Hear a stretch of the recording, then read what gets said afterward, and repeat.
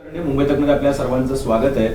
छावा चित्रपट प्रदर्शित झाल्यापासून संभाजी महाराजांचा इतिहास, छत्रपती संभाजी महाराज, त्यांचं जन्म, त्यांचं कार्य, त्यांचं कर्तृत्व, त्यांनी लढलेल्या लढाया, त्यांचा झालेला घात शेवटच्या काळामध्ये आणि त्यांचा मृत्यू, यावरून बरंचसं मतमतांतर बघायला मिळत आहेत आणि त्यावरून काही वेगळी मतं सुद्धा समोर येताना बघायला मिळत आहेत। आणि आज आपण बघितलं की गेल्या काही काळापासून या चित्रपटाच्या प्रदर्शनानंतर इतिहास वेगवेगळ्या पद्धतीने सांगण्याचा सुद्धा प्रयत्न केला जातोय। अर्थात हे सगळं होत असतानाच गेल्या अनेक वर्षांपासून, काही दशकांपासून इतिहासावरचा अभ्यास करणारे, इतिहासावरती भाष्य करणारे डॉक्टर इंद्रजित सावंत आपल्यासोबत आहेत आणि त्यांना काल फोनवरून धमकी देण्यात आल्याचा प्रकार घडलेला आहे। प्रशांत कोरटकर यांनी त्यांना धमकी दिल्याचं बोललं जाते। अर्थात प्रशांत कोरटकर यांनी ते फेटाळून लावले, त्यांच्या नावाने कोणीतरी खोडसाळपणा केल्याचा त्यांचा दावा आहे। पण नेमकं काय घडलं आहे, नेमकं असं इंद्रजित सावंतांनी काय म्हटलं की ज्याचा राग काही लोकांना आलेला आहे? इंद्रजित सावंत असं काय सांगतायत किंवा अशा कुठल्या गोष्टी ते हायलाईट करत आहेत की ज्याच्यामुळे लोक दुखावले गेलेले आहेत आणि म्हणून ह्या धमक्या येतात? धमकी कोणी दिली किंवा त्याचा शोध पोलीस घेतील, ती कुठून आली, कुठल्या नंबरवरून आली, कुणी त्याच्यामध्ये खोडसाळपणा केला आहे किंवा नाही केला आहे, हे चौकशीतून समोर येईल। पण मुद्दा असा आहे की अशा पद्धतीनं इतिहासाबद्दल, इतका संभाजी महाराजांच्या इतिहासाबद्दल असा कुणाला त्रास होतो आहे की ज्यामुळं थेट धमक्या देण्याचं सत्र सुरू झालेलं आहे। आपल्यासोबत स्वतः इतिहास अभ्यासक इंद्रजित सावंत आहेत। सर, तुमचं खूप खूप स्वागत आहे। नेमकं काय घडलं, तुम्हाला कधी फोन आला, त्याच्यामध्ये त्यांचं म्हणणं काय होतं आणि काय त्यांचा दावा होता, त्यांनी काय तुम्हाला धमकी दिली, म्हणजे नेमकं काय म्हणाले ते? नाही, खरं तर मला धमकी दिली तो परशुरामाचा परशु त्यामध्ये घालून वगैरे वगैरे, ते मला त्याच्याबद्दल काय बोलायचं नाही। काय तुम्ही समाज माध्यमात सगळं जे काय कॉल रेकॉर्ड आहे, 2 कॉलच, ते सगळं मी समाज माध्यमात काल रात्री दिलेलं आहे। फक्त ज्या व्यक्तीनं धमकी दिली त्या व्यक्तीचा फोन, तो फोन मला पहिल्यांदा व्हॉट्सअप कॉलवर आलेला होता। त्यामुळे व्हॉट्सअप कॉलचं मी तो कट केला आणि त्यानंतर रात्री 12:03 पहिला व्हॉट्सअप कॉल, त्यानंतर लगेचच माझ्या मोबाईलवर फोन आला। मग पहिल्यांदा तो जरा बोलत होता त्यावेळेला मी लगेचच रेकॉर्डिंग चालू केलं, कारण माझ्या लक्षात आलं की एवढ्या वेळानं एका चुकीच्या पद्धतीनं माहिती विचारण्यासाठी फोन केलाय, म्हणजे काहीतरी शंका असेल म्हणून मी ते रेकॉर्डिंग चालू केलं आणि थोडा वेळ त्याच्या सगळ्या ते मुक्ताफळ जे आहेत ती आता समाज माध्यमात आहेत, मी ती दिलेली आहेत।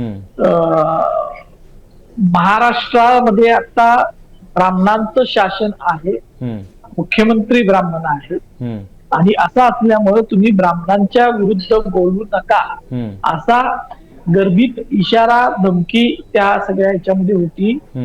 ही पहिली गोष्ट। दुसरी गोष्ट, छत्रपती शिवाजी महाराज आणि छत्रपती संभाजी महाराज यांच्या विषयावर मी सातत्यानं लिहित बोलत असतो, लोकांचं प्रबोधन करायचा प्रयत्न करतो। तर आता छावा सिनेमा आल्यानंतर मी, किंवा त्याच्या अगोदर सुद्धा 2-3 वर्षापूर्वीपासून संभाजी महाराजांना जे पकडलं गेलं संगमेश्वरला, त्याच्या विषयाचा फ्रान्सिस मार्टिनच्या डायरीतला एक पुरावा मी लोकांसमोर आणलेला आहे। बर, हा काही पहिल्यांदा आणलाय अशातला भाग नाही, हा जदुनाथ सरकाराने आणलाय। वरदराजन नावाच्या एका महिलेनं त्या फ्रान्सिस मार्टिनच्या डायरीचं सगळं इंग्लिश भाषांतर केलेलं आहे। कॉम्रेड शरद पाटलांनी त्यांच्या पुस्तकामध्ये ही गोष्ट मांडलेली आहे। पण त्याला खूप वर्ष झाली या सगळ्या गोष्टी, 50, 60, 40 वर्ष झाली। आता नव्यानं मी तो पुन्हा लोकांना सांगायला चालू केलं आणि त्या पुराव्यामध्ये मार्टिन असं म्हणतोय, म्हणजे त्यानं अशी नोंद करून ठेवलेली आहे, संभाजी महाराजांना फेब्रुवारीमध्ये पकडलं आणि लगेच मार्च महिन्यामध्ये त्याचे जे सोर्स होते महाराष्ट्रात ते अत्यंत सजग नोंदी त्यानं करून ठेवलेल्या आहेत काही बाबतीतल्या। त्याला जी माहिती मिळते ती तो लिहून ठेवायची, बरी वाईट काय असेल। तर संभाजी महाराजांना पकडल्यानंतर त्यानं त्याच्या डायरीमध्ये असं लिहिलंय की संभाजी राजाला त्याच्या ब्राह्मण सर कारकुनांनी पकडून दिले. अच्छा. एवढंच नाही तर या सर कारकुनांचं आणि औरंगजेबाच्या सरदारांचं म्हणजे सूत्र होतं किंवा ते त्याला फितूर झालेले होते. हे अगदीच अशी ही संभाजी महाराजांच्या जे पकडले गेले त्याच्याबद्दलची समकालीन आणि एकमेव नोंद आहे. आता या नोंदीविषयी सुरेंद्रनाथ सेन असतील, डॉक्टर सुरेंद्रनाथ सेन किंवा अनेक जे इतिहास संशोधक आहेत त्यांच्या मनामध्ये शंका नाहीये की फर्स्ट हँड हा रेफरन्स आहे आणि हा एकमेव पुरावा आहे संभाजी महाराजांच्या पकडलं कुणी, पकडून कुणी दिलं, फितुरी कुणी केली या संदर्भातला तो मी पुढे आणला. आणि त्यामुळं काही लोकांना असं वाटायला लागलं की इंद्रजित सावंत ब्राह्मण दृष्टी आहेत. आणि मग खर तर संभाजी महाराजांची बदनामी ही कुणी केली यांची जर तुम्ही आडनावं काढून बघितली सगळ्या नाटककारांची, सिनेमे ज्यांनी निर्माण केले, या ज्यानं मला फोन केला त्यानं भालजी पेंढारकरांचं नाव सांगितलं, त्यांचं तुम्ही का सांगत नाही? भालजी पेंढारकरांनी संभाजी महाराजांच्यावर मोहित्यांची मंजुळा थोरातांची कमळा नावाचे अनैतिक संभाजी महाराजांची प्रतिमा मलिन करणारे चित्रपट काढले हे मी त्याला सांगितलं. तर तो मला सांगतो भालजी पेंढारकरांचा इतिहास तुम्ही सांगा. तो पहिल्यांदा म्हणाला की संभाजी महाराज अय्याश आहेत हे का तुम्ही सांगत नाही? त्यानंतर शिवाजी महाराज हे बाजीप्रभू जर नसता तर शिवाजी महाराज जिवंत राहिले नसते, तुमचा शिवाजी पळून गेला, अशी अनेक मुक्ताफळं त्यानं त्याच्यामध्ये दिलेली आहे. आणि सगळ्यात गंभीर मुद्दा की तो बोलत असताना त्यानं त्या जेम्स लेनच्या पुस्तकाचा तुम्ही का माहिती सांगत नाही? आणि ते शिवाजी ते मी आता बोलत नाही, ते घाणेरडी गोष्ट आपण सारखी सारखी का बोलायची? त्याला तर मी ते सांगितलं आपण ते का बोलायचं, तर जेम्स लेनच्या पुस्तकाचं तुम्ही का सांगत नाही, ते का सांगत नाही असं म्हणून त्यानं नंतर मग त्या धमक्या वगैरे सगळ्या आरवाची शिवीगाळ वगैरे त्यांची जी काही संस्कृती आहे त्या पद्धतीनं त्यानं ते दिलं. मी शिवाजी महाराजांचा एक इतिहासाचा अभ्यासक असल्यामुळं मला तो जो काय बोलत होता त्याच्यातला गर्भित अर्थ सगळा समजत होता. तो ज्यांची नावं घेत होता, पुरंदर यांची, भालजी पेंढारकरांचं, त्यानंतर जेम्स लेनचं, ह्या सगळ्या यातल्या काही लोकांनी शिवाजी महाराजांच्या बद्दल कुठं काय लिहून ठेवलेलं होतं हे सगळं मला अगदी बारकाईनं माहित असल्यामुळं मला तो जे काय बोलत होता त्याचा गर्भित अर्थ समजला. इतकंच नाही तर ब्राह्मणांचं शासन आहे अशी एक भावना त्याच्या मनात होती, त्याच्या मनात आहे. आणि तो एक गंड आहे, तो वर्णवर्चस्वाचा गंड आहे, तो जातीयतेचा गंड आहे. आणि हे सगळं मी रेकॉर्ड जे केलेलं होतं, मला धमकी दिल्या, धमकी अनेक वेळा येत असतात. आपण काम करतोय म्हटल्यानंतर सगळ्यांनाच आपली मतं पटत नसतात. सगळ्या समाजातल्या सगळ्या धर्मातल्या लोकांना इतिहासाची मतं पटतील असं नसतं. त्यामुळं त्यातल्या जी एक्स्ट्रीमिस्ट असतात त्या वारंवार धमक्या देणं, हल्ले करायचा प्रयत्न करणं हे करत असतात. त्याचा आम्ही बाऊ करत नाही, मी कधीच बाऊ त्याचा मी कधीच केलेला नाही.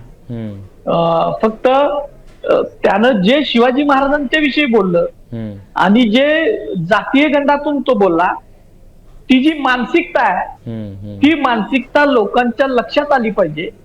आणि शिवरायांच्या महाराष्ट्रातच अत्यंत शिवाजी महाराज, संभाजी महाराजांच्या विषयी मनानं कलुषित असणारी माणसं आजही आहेत हे समाजाच्या लक्षात आणून देण्यासाठी म्हणून मी ते जे रेकॉर्डिंग आहे ते सगळं मी व्हायरल केलं.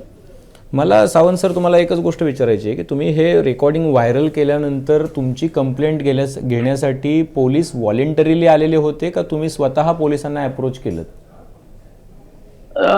नाही, माझे मित्र आहेत आमच्या मराठा समाजाचं, सकल मराठा समाजाचं काम करतात. त्यांनी सुमोटो ज्यावेळेला हे सगळं बघितलं त्यानंतर सुमोटो त्यांनी मुख्यमंत्र्यांच्याकडं गृहमंत्र्यांच्याकडे एक तक्रार अर्ज मेलद्वारे दिलेला आहे. आणि त्यामुळं त्यानंतर आता एक तासाभरापूर्वी पोलिसांचा एक अधिकारी मला भेटायला आले आणि त्यांनी माझा शिवाजी महाराजांनी, संभाजी महाराजांनी, मराठा समाज यांच्याविषयी जे आक्षेपार्हतेनं वक्तव्य केलंय, जाती जातीमध्ये, धर्माधर्मामध्ये तेढ निर्माण करायचं जे काय वक्तव्य केलंय त्याच्याबद्दलचा जबाब ते लिहून घेऊन गेलेले आहेत. तुम्ही काही सुरक्षेची मागणी केली आहे किंवा तुम्हाला पोलिसांनी सांगितलंय की तुम्ही सुरक्षा घ्या किंवा या सगळ्या वादानंतर? मी कसलीही सुरक्षेची मागणी केलेली नाही. मला सुरक्षेची गरज नाही, कारण माझा मित्रपरिवार, कुटुंबीय हे ठामपणे पर्वतासारखे माझ्या बरोबर आहेत आणि मी स्वतः कुठल्याही संकटाशी मुकाबला करण्यासाठी मी सक्षम असतो कायमच. त्यामुळे मला त्याची सुरक्षेची गरज नाही आहे. उलट ज्याने हे बोललंय त्याला सुरक्षित ठेवावं महाराष्ट्रानं, म्हणजे त्यांचा कंपो आहे ना त्याचं, असं मला वाटतं की त्यालाच सुरक्षा व्यवस्था जसं आता त्या सोलापूरकरला दिली तसं आता ह्याला सुद्धा सुरक्षा व्यवस्था देणारच आहेत आणि ते सुरक्षित ठेवणारच आहेत. कारण शिवाजी महाराजांच्या बद्दल चुकीचं बोलणाऱ्याला सुरक्षा व्यवस्था द्यायची ही काही वर्षापूर्वीपासून महाराष्ट्रातला हा पायंडा पडलेला आहे आणि मला वाटतं की त्याला आता सुरक्षा दिली सुद्धा असेल. आणि मला काही सुरक्षेची गरज नाहीये. माझं सुरक्षा करायला मी स्वतः खंबीर आहे. ज्या व्यक्तीने तुम्हाला फोन केला त्यांनी त्याची ओळख तुम्हाला सांगितली होती की ते कोण बोलतायत, काय त्यांचं नाव आहे का? तुमच्या फोनवरच्या ट्रू कॉलर वरून तुम्ही ओळखलं, तो जो नंबर होता त्याच्यावरून तुम्ही ते पडताळून बघितलं? मला ज्या वेळेला व्हॉट्सअप कॉल आला त्याच वेळेला त्या व्यक्तीचं नाव त्या ह्याच्यावर येतं, आपल्याला माहित आहे ते आलेलं होतं. दुसरं मी त्याला नाव विचारलं त्यावेळेला त्यानं ते रेकॉर्डिंग मध्ये सुद्धा आहे, त्याचं नाव त्यानं त्या फोन मध्ये सांगितलेलं आहे. त्या व्यक्तीचे एकदा नाही 3 वेळा मला फोन आलेले आहेत. म्हणजे 3 वेळेला फोनवर, 1 वेळेला व्हॉट्सअप कॉलवर आणि 3 वेळेला फोनवर. आणि एवढंच नाही तर त्याच व्यक्तीनं त्याच्या इंस्टाग्राम अकाउंटवर सुद्धा माझा व्हिडिओ पोस्ट करून त्याच्या खाली थोडक्यात ब्राह्मणांच्या नादाला लागला तर महाराष्ट्रात राहू देणार नाही अशा पद्धतीचं वाक्य लिहिलेली पोस्ट सुद्धा केलेली होती. त्याचं स्क्रीन रेकॉर्डिंग मी नाही पण माझ्या मित्रांनी ते डिलीट करायच्या अगोदरच करून ठेवलेलं होतं. ते मला त्यांनी पाठवलेलं आहे. सगळे माझ्याकडचे रेकॉर्डिंग हे पोलिसांना आता ते जे आलेले होते त्या पोलीस अधिकाऱ्यांच्याकडे मी सुपूर्द केलेले आहे. तुम्ही ज्यावेळेला तुम्हाला लक्षात आलं असेल की सकाळपासून हा वाद सुरू झाल्यानंतर प्रशांत कोरटकर नावाची जी व्यक्ती आहे विदर्भातील, त्यांनी हे नाकारलेलं आहे की मी नव्हतो, माझ्या नावाने काहीतरी खोडसाळपणा केलाय. पण आता तुम्ही ज्याला म्हणताय की त्यांच्या इंस्टाग्राम अकाउंटवरती पण तेच नाव होतं आणि त्याच्यावरतीच ते केलेलं आहे, तर तुम्ही पडताळलं ते अकाउंट की त्याच व्यक्तीचा आहे, फोटो होता त्याच्यावरती काय? मी लगेचच माझा फोन झाल्यानंतर मी त्या नावानं सर्च मारून त्याची सगळी सोशल मीडियातली अकाउंट बघितलेली होती. त्यानंतर इंस्टाग्रामचं सुद्धा बघितलेलं होतं, त्याचे स्क्रीनशॉट काढलेले आहेत. आणि त्यामुळं त्यामुळं नाहीतर त्याचं अकाउंट हॅक व्हायला पाहिजे. मग ते हॅक झालेल्याची आपण तक्रार करतो. हॅक झाला असतं तर मग ते डिलीट कसं, तो त्याच व्यक्तीचा आहे, माझ्या कॉल लॉग मध्ये तो आहे. त्यामुळं ते जे काही सांगितलं जायला लागलेलं आहे, तो जे काही सांगत आहे की कुणी तर खोडसाळपणा केलाय, एआय न मॉक केलंय, एआय न व्हिडिओ मॉक करता येतात, एआय न कॉल लावता येत नाही, एआय ने एकदा कट केल्यानंतर 2 वेळा कॉल लावता येत नाही, आणि एआय नाव सांगत नाही स्वतःच, एआय विचारलेल्या प्रश्नांची उत्तर देत आहे. अशा अनेक टेक्निकली गोष्टी आहेत. त्याच्यापेक्षा सीडीआर निघतं ना, कोण कुठं होतं, कॉल वरून कुठं होतं, त्याच्या बरोबर कोण होतं, ती व्यक्ती कुणाला भेटली, त्याला कुणाला कॉल आले, मी कुठं होतो, मला कुणाचे कॉल आले, मी कुठं होतो, सगळं समजतंय. एवढा काय बालिशपणा करायची गरज नाहीये. धमक्या द्यायची हिंमत असेल तर परत ठामपणे उभं राहायची तर हिंमत पाहिजे ना. काही प्रत्येक वेळेला माफीवीरांचाच आपण आदर्श कशाला घ्यायला. आता मला त्या मूळ मुद्द्याकडे यायचं आहे की ज्याच्यामुळं ते एवढं दुखावलं गेलेत किंवा काय जे आहे ते. आता मी आता ज्याला आपण बोलतोय ना त्यावेळेला कोरटकरांच्या घरी म्हणजे जी माहिती मला मिळते तर तिथं 2 पोलीस आणि 2 होमगार्ड तैनात केलेत. मी सांगितलं ना आमच्याकडं आमचे मित्र आहेत सगळे माझ्या आजूबाजूला. पोलीस अधिकारी नुसते येऊन गेले, ज्यानं गुन्हा केला त्यालाच संरक्षण द्यायचं ही एक नवीन पद्धत महाराष्ट्रात आहे. त्याचा तपासच करायचा नाही. आणि आता एवढा गंभीर शिवाजी महाराजांना पळपुटा म्हणणारा, परत त्या जेम्स लेनचं आठवण काढणारा अशा व्यक्तीला पोलीस संरक्षण मला माहित नव्हतं. आता तुम्ही मला सांगताय, मला माहित होतं हे असं दिलं जाणार आहे. पण महाराष्ट्राची जनता, शिवप्रेमी जनता, शिवाजी महाराजांना मानणारी जनता, महाराष्ट्राची माती या अशा निर्लज्जांना माफ करणार नाही. माझ्या स्वतःच्या धमकीबद्दल मी काहीच बोलणार नाही. मी पोलिसांना, मी कुणाला तक्रार सुद्धा करणार नाही. माझी पहिल्यापासूनची भूमिका आहे. पण शिवाजी महाराज, संभाजी महाराज यांच्याबद्दल जर कोण काय विकृत आणि घाणेरडं वक्तव्य करत असेल तर त्याला महाराष्ट्र माफ करणार नाही आणि मी सुद्धा माफ करणार नाही. त्यामुळं जे काय चाललंय महाराष्ट्रात ते सुजाण मुख्यमंत्री आहेत, ते शिवप्रेमी आहेत असं माझं म्हणणं आहे. त्यांच्याबद्दल माझ्या मनात एक चांगल्या भावना आहेत की ते चांगल्या पद्धतीनं अजून सुद्धा म्हणजे इतकं होऊन सुद्धा ते व्यवस्थित तपास करून कोण किती जरी जवळचा असला तरी त्याच्यावर कारवाई करतील अशी एक आशा आहे मला. अच्छा, अजून काही मुद्दा आहे तो म्हणजे की तुम्ही फ्रान्सिस मार्टिनचा उल्लेख केला तर तो उल्लेख जो आहे तो तुम्ही केलेला आहे त्याचा कोणी बाकीच्या इतिहासकारांनी दाखले दिलेले आहेत का की छत्रपती संभाजी महाराजांना पकडून देण्यामध्ये कोणाकोणाचा हात होता, तो काय प्रसंग घडला होता, जरा प्रेक्षकांच्या माहितीसाठी ते जरा व्यवस्थित वर्णन सांगितलं तर बरं होईल. फ्रान्सिस मार्टिनचा दाखला हा मी पहिल्यांदा नाही दिलेला. हा जदुनाथ सरकार या एक नामवंत इतिहास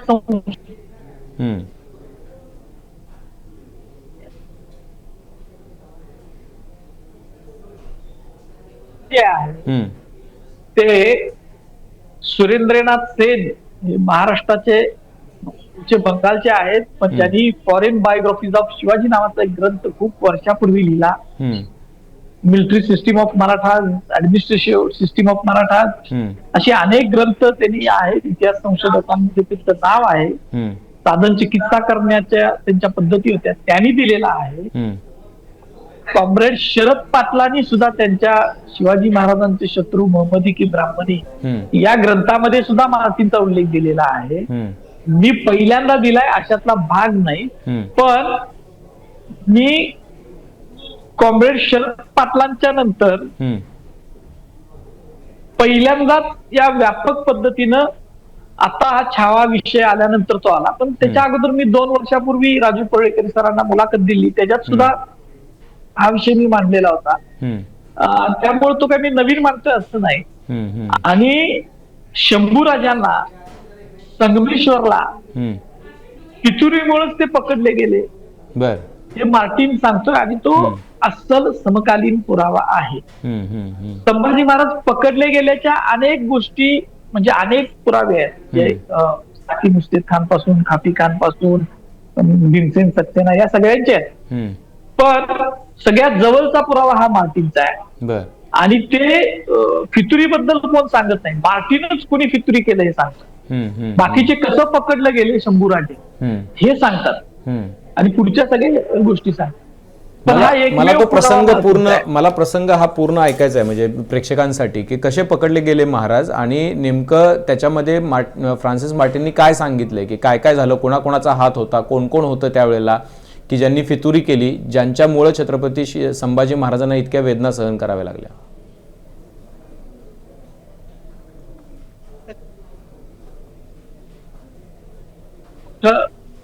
आक्रमण त्यावेळेला सुरू होतं स्वराज्यावर. त्यानं विजापूरचं जे राज्य होतं ते जिंकून घेतलेलं होतं. त्यानं हैदराबादचं जे कुतुबशहाचं राज्य होतं ते जिंकून घेतलेलं होतं. आणि संभाजी महाराजांच्या स्वराज्याचं त्यावेळेला नेतृत्व करत होते, छत्रपती होते. आणि चोहोबाजूनं औरंगजेबानं या मराठ्यांच्या स्वराज्यावर हल्ला चढवलेला होता. आणि संभाजी महाराज जीन तख्त तख्त जीन करून, म्हणजे घोड्याचं खुगीर हेच सिंहासन असं समजून तंजावर पासून, म्हणजे इकडं जिंजी किल्ल्यापासून ते इकडं कल्याणपर्यंत सतत दौड करून मोगलांना जेरी आणत होते. अशा वेळेला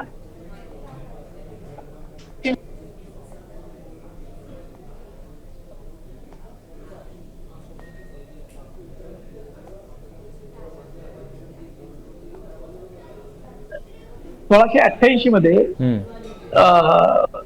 परत एक फितुरीचा कट झाला होता स्वराज्याच्या विरुद्ध, संभाजी महाराजांच्या विरुद्ध. बर. आणि त्या कटामध्ये संभाजी महाराजांनी प्रल्हाद मिराजी या सर कारकुनाला पकडलेलं होतं. बर. त्या कटामध्ये परत त्या कट झाल्या झाल्या शिर्क्यांनी, कवी कलशाचं आणि शिर्क्यांचं भांडण झालं.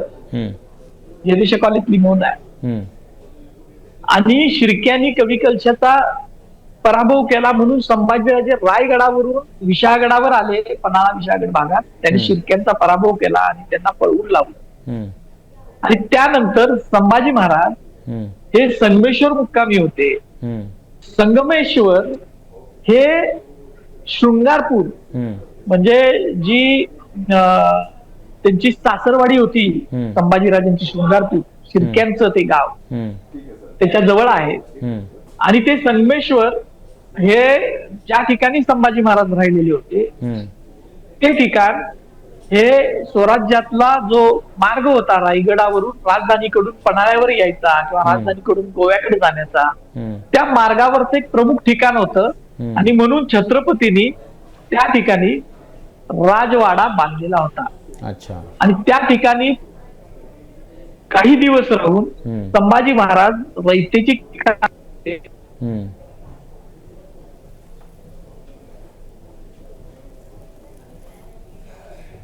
आता संगमेश्वरचा आणखी एक भाग आपल्याला लक्षात घ्यावा लागतो. संगमेश्वर हे ज्याला हत्तीच्या पायी संभाजीराजांनी दिलं त्या अण्णाजी दत्तोच्या कुलकर्णी वतनाचं गाव आहे. अच्छा. इतकंच नाही तर देश कुलकर्णी पद, म्हणजे कुलकर्णी पद त्या गावात आणि दुसऱ्या गावात त्याच्याकडे होतं. आणि त्या ते जे काय तो सगळा परगणा होता त्या परगण्याचं देश कुलकर्णी सुद्धा अण्णाजी दत्तोकडे होतं. पण अण्णाजी दत्तोला आपल्याला माहिती आहे हत्तीच्या पायी दिलं, पण त्याचा जो कंपू होता तो सगळा त्या परिसरात त्यावेळेला असण्याची शक्यता आहे. इतकंच नाही तर प्रल्हाद मिराजी सारखा सर कारकुनाला संभाजी महाराज कैदेत ठेवतात. म्हणजे एक मोठा फितुरी कट त्याच वेळेला झालेला होता. आणि त्याच वेळेला पन्हाळा किल्ला जिंकण्यासाठी औरंगजेबानं शेख निजाम मुकर्रब खान नावाचा जो हे सरदार होता, शेख निजाम हैदराबादी त्याला म्हणायचे, त्याला पन्हाळ्याच्या परिसरात लावून दिलं होतं. 20-25 हजारचं सैन्य त्याच्याकडे होतं. आणि या शेख निजामला फितुरांनी खबर दिली, जसं मार्टिन म्हणतोय तसं. आणि त्यानं अचानक कोल्हापूर ते संगमेश्वर अशी दौड 3 दिवसामध्ये मारली. अचानक छापा टाकला आणि संभाजीराजांना जेर केलं. पण या जेर होण्याच्या मध्ये संभाजी महाराजांच्या बरोबर सरसेनापती संताजी घोरपडे नंतर जे झाले त्यांचे पिताजी, त्यांची मुलं तिथं होती. त्या घोरपड्यांनी आणि जवळजवळ 300-400 मावळ्यांनी जोराचा प्रतिकार सुद्धा केला. मोठं रणकंदन माजलं. स्वतः महाराज सुद्धा तिथं लढलेले आहेत. आणि त्यानंतर संभाजीराजे मुकर्रब खानाच्या हाती लागले. तिथून मुकर्रब खानाकडून बहादूरगडापर्यंत जात होते. त्या रस्त्यामध्ये आपल्याकडं जे शिराळा गाव आहे त्या शिराळ्यामधल्या आप्पा शास्त्री दीक्षित आणि तिथल्या तुळाजी शितोळे, जोताजी केसरकर इथं त्यांनी संभाजी महाराजांना सोडवायचा प्रयत्न केला आहे. आता ही संभाजी महाराजांची फितुरी जी आहे संभाजी महाराजांना पकडून देण्याची, या विषयीची जी सगळी साधना आहे त्याच्यामध्ये 2-3 लोकांच्याकडं संशयाची सुई जाते. त्याच्यामध्ये रंगनाथ स्वामी म्हणून आहेत, जे रामदास स्वामींचे शिष्य होते, ते त्यावेळा तिथं होते.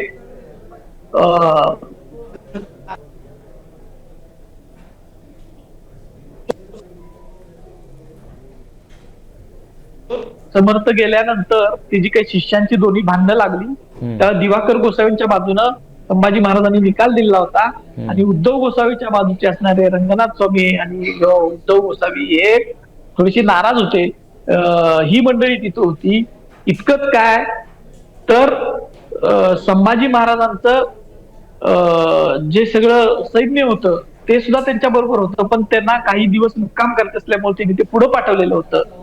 आणि ही खबर, या ज्या सगळ्या खबरी आहेत त्या औरंगजेबाचं हेर खातं तर देत होतच, पण त्याचबरोबर ही खबर मुकरब खानाला आणि औरंगजेबाला कुणी दिली याच्याविषयीचा पहिला फर्स्ट हँड पुरावा हा मार्टिन आपल्याला देतो. अच्छा. आणि मार्टिन लिहितो, स्पष्ट लिहितोय की संभाजी राजेला त्याच्या ब्राह्मण सर कारकुनाने पकडून दिलं. त्यांचा आणि या मोगलांचा अंतर्गत सूत जुळलेलं होतं, हे त्यानं लिहिलेलं आहे.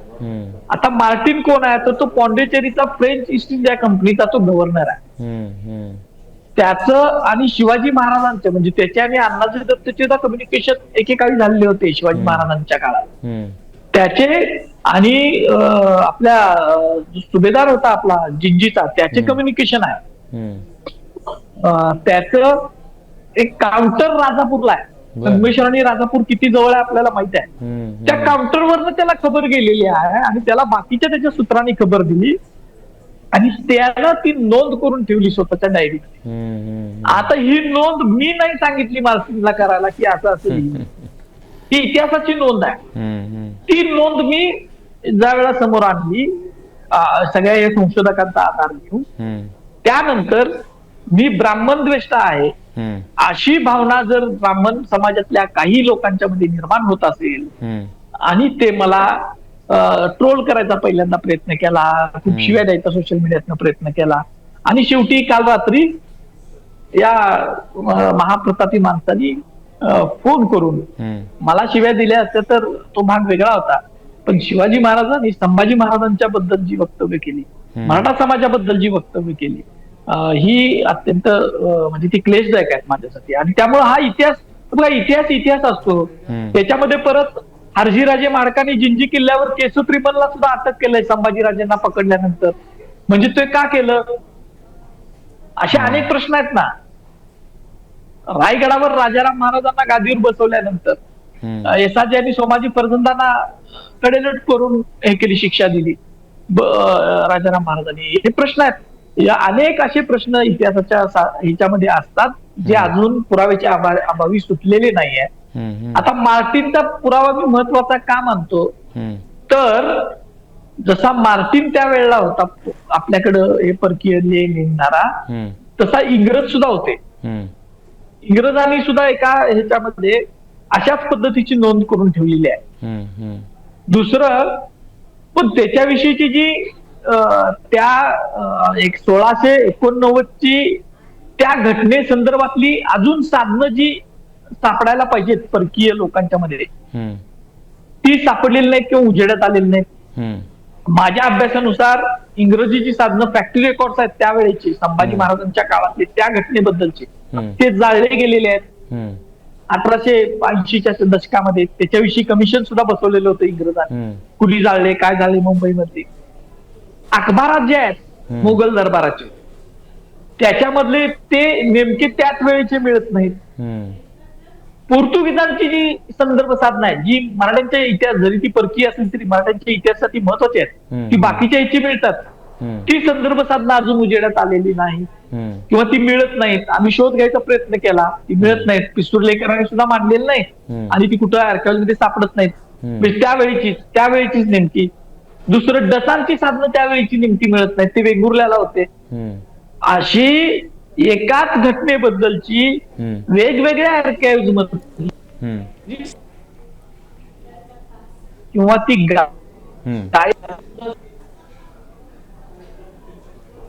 याचं आपल्याला माहित आहे की आचार्य अत्रेंनी त्यांच्या पुस्तकामध्ये एका कुलकर्णी नावाच्या व्यक्तीनं हम्म, मंडळामध्ये हम्म, कशा पद्धतीनं नाना फडणवीसाच्या रखेलींची यादी एका संशोधकानं गिळून टाकली हम्म, हे लिहिलेलं आहे. हम्म, आता आचार्य अत्रे सुद्धा मग ब्राह्मण दृष्टी होतील का?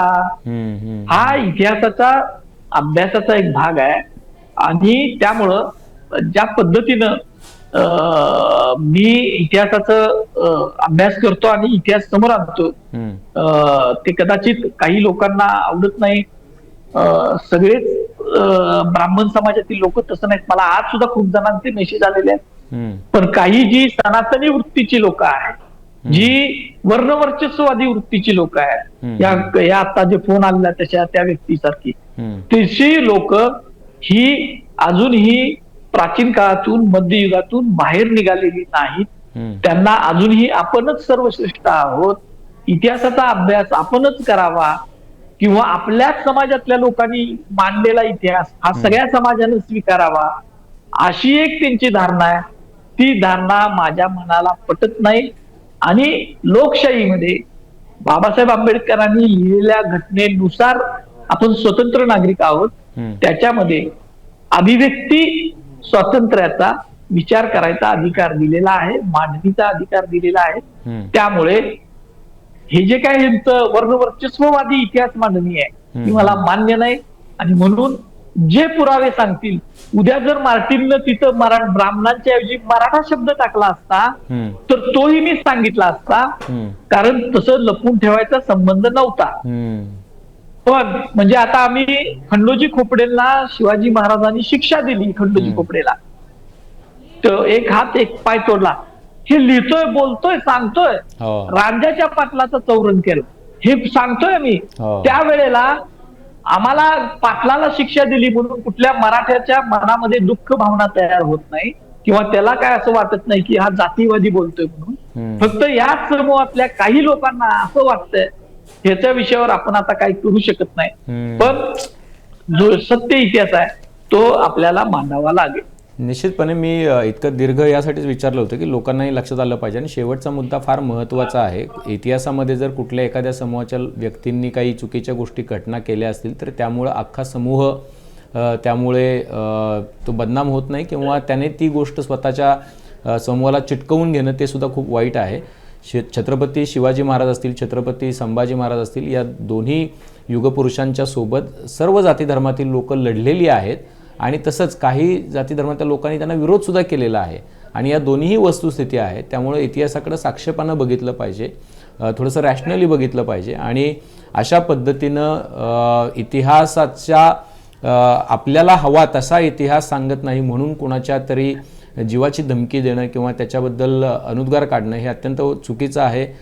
निश्चितपणे सावंत सर, तुम्ही तुमची काळजी घ्या. पोलीसही आपलं काम करतील आणि लवकरात लवकर ती व्यक्ती जी आत्ता नाकारते आहे ती व्यक्ती तीच आहे की अन्य कुणी आहे हे सुद्धा शोधून काढतील अशी अपेक्षा करूयात. सावंत सर, तुम्ही वेळात वेळ काढून मुंबई तकशी बोललात त्याबद्दल आपले मनापासून आभार. पाहत रहा मुंबई तक.